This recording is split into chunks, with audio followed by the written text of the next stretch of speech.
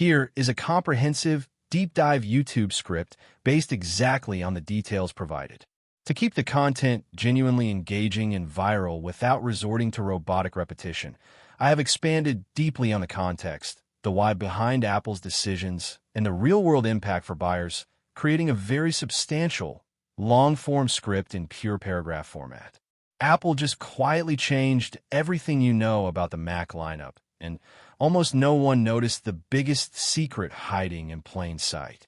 We all saw the massive launch of the new budget MacBook. We all saw Apple completely fill out the entire M5 laptop lineup, from the lightning-fast M5 MacBook Air all the way up to the absolute powerhouse M5 Max MacBook Pro. It was a massive event, but if you paid close attention, you probably noticed a glaring omission. What about the desktop computers? Apple said absolutely nothing about the Mac Mini. They stayed completely silent about the Mac Studio. But after digging through every single spec, every hidden detail, and every pricing change in the new M5 laptop series, the master plan is finally clear. I have figured out exactly what Apple is hiding about the upcoming M5 Mac Mini and the M5 Mac Studio. And if you're thinking about buying a desktop Mac anytime soon, you need to hear this, because the entire pricing and performance structure is about to flip upside down. Let's start with the biggest upgrade that will impact every single buyer. Both the new Mac Mini and the Mac Studio are getting a massive boost in base storage. For years, Apple has charged ridiculous upgrade fees just to get a usable amount of space. But the new M5 laptop lineup proves that the era of tiny storage is over. Apple just upgraded the base storage on the M5 MacBook Air to start at 512 gigabytes. Even better, the M5 MacBook Pro now starts with a massive 1 terabyte drive right out of the box. Apple is setting a brand new standard. Because of this, it is practically guaranteed that we will see the exact same storage bump for both the Mac Mini and the Mac Studio. But there is a catch. Apple is not doing this out of the goodness of their hearts. They have slightly raised the base prices of these laptops because they are including better specs right out of the box.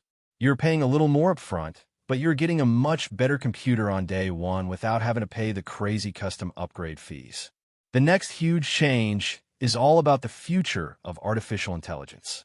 With the brand new M5 chip, Apple has completely redesigned their architecture. They now have dedicated neural accelerators placed on every single CPU core. This is a massive engineering leap. It means the new M5 chips deliver 4 times the AI performance compared to older generations. This specific upgrade is going to be front and center on the new Mac Mini and Mac Studio.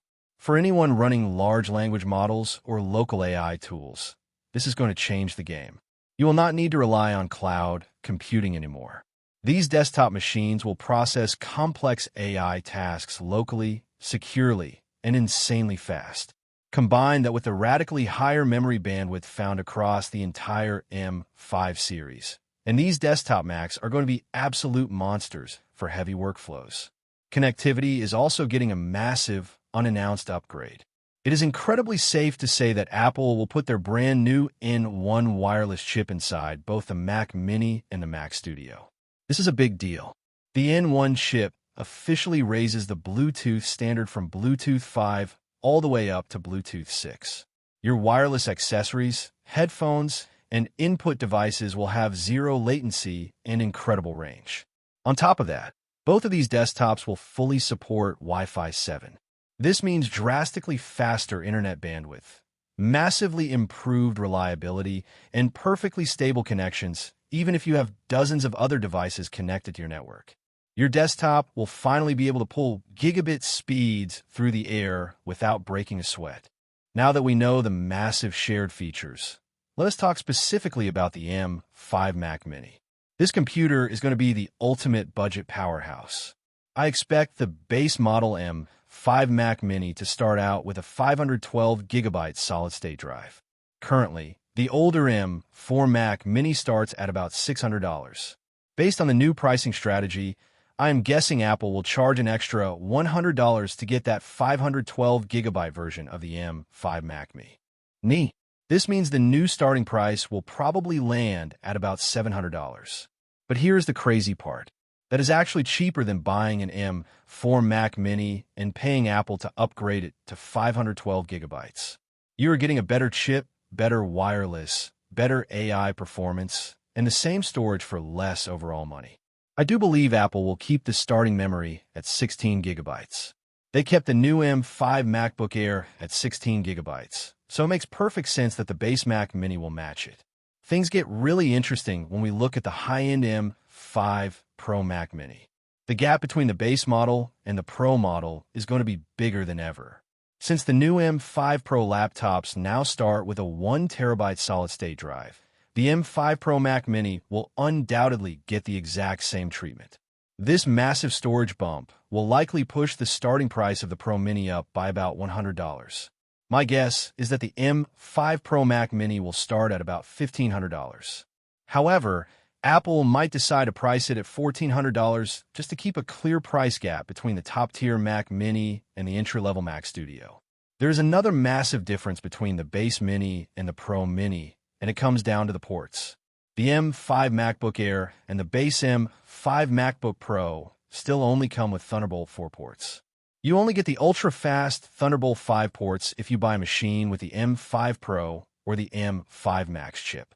I completely expect Apple to do the exact same thing with the Mac Mini. If you buy the base $700 model, you're getting Thunderbolt 4. If you want the massive data transfer speeds of Thunderbolt 5, you'll be forced to spend the extra cash and buy the Pro version of the computer. Apple loves to upsell, and this is exactly how they will do it. Now, let's talk about the absolute heavyweights. The M5 Max and the M5 Ultra Max Studio. Brace yourself, because I am highly confident that Apple is going to completely skip the M4 Ultra chip. It is dead. It is not happening. Why? Because Apple has radically changed the physical process of fusing chips together to create their Max and Ultra processors.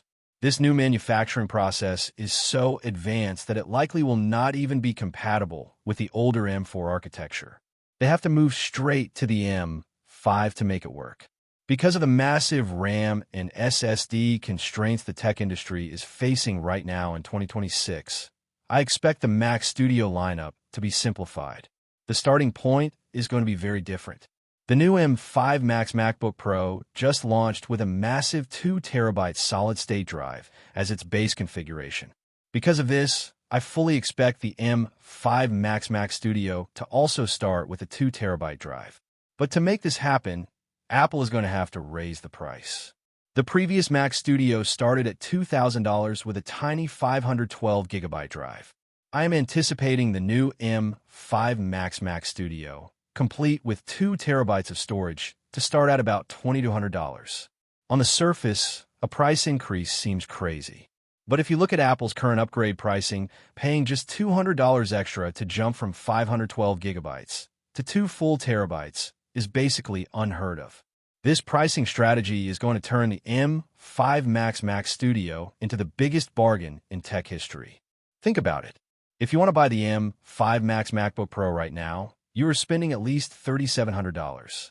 But the M5 Max Mac Studio, with the exact same brain, will likely cost just $2,200. You are saving $1,500. You could take that money, buy a beautiful Apple Studio display, and still come out ahead. Plus, you get way more screen real estate, double the cooling power, and 0 thermal throttling. The desktop is going to destroy the laptop in pure value. But is not all perfect. I do have one major issue with this upcoming release.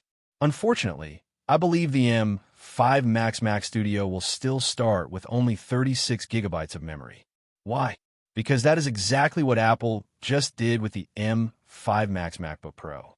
In my honest opinion, this is the biggest letdown of the entire M5 Max lineup. If you're spending thousands of dollars on a high-end desktop computer with an incredibly powerful processor, 36 gigabytes of RAM is simply not enough for stock configuration. For a machine called the Mac Studio, aimed squarely at creative professionals and AI developers, it would make much more sense for the Max chips to start with at least 48 gigabytes of RAM. Apple dropping the ball on the base memory is incredibly frustrating, even if the rest of the computer is an absolute masterpiece. What features on the upcoming M5 Mac Studio and the M5 Mac Mini are you the most excited for? Let me know down in the comments below what you are thinking and what machine you plan on buying. If you like the video, make sure to subscribe to the channel, share this video with a friend, and hit the bell icon so you do not miss out on any upcoming Mac content.